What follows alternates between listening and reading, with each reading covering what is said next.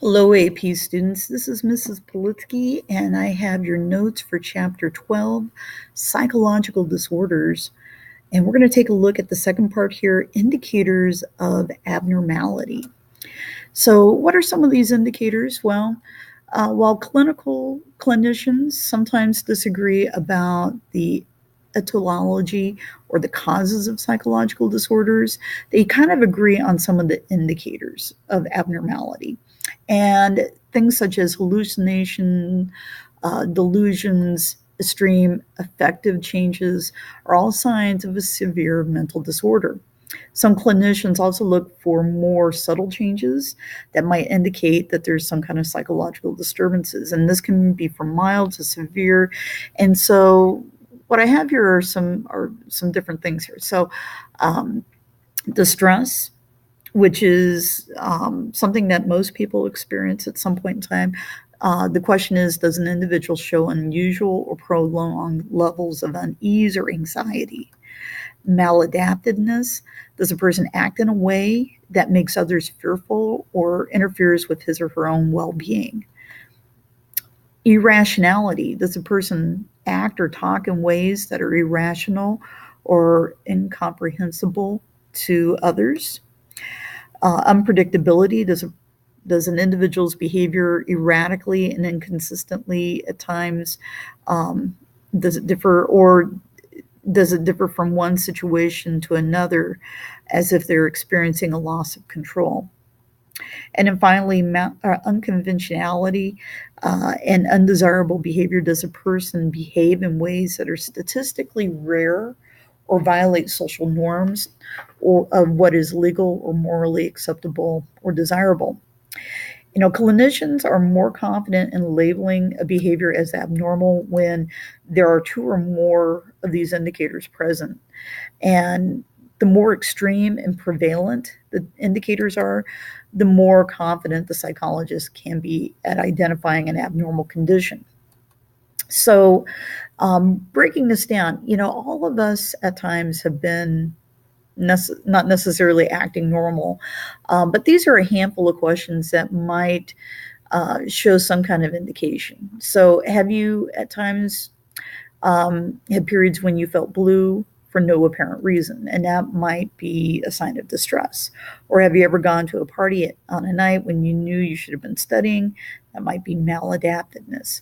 Have you ever experienced or had an experience in which you thought you should be something, or you saw something that wasn't really there? That could be irrationality. Have you ever had a flash of temper in which you said something you regretted? That's unpredictability. Have you had unusual thoughts that you told no one about? That might be unconventionality. And then finally, have you ever made someone fearful or distressed because of something that you said or did? Again, that's maladaptiveness. So everyone is probably going to answer yes to at least one of these questions.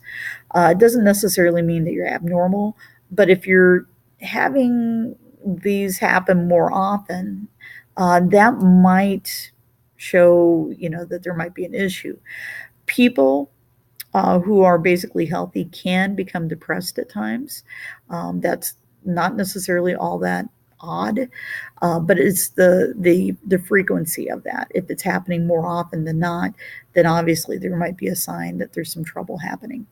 So, how do we go about classifying and diagnosing people? So, we have a tool for that.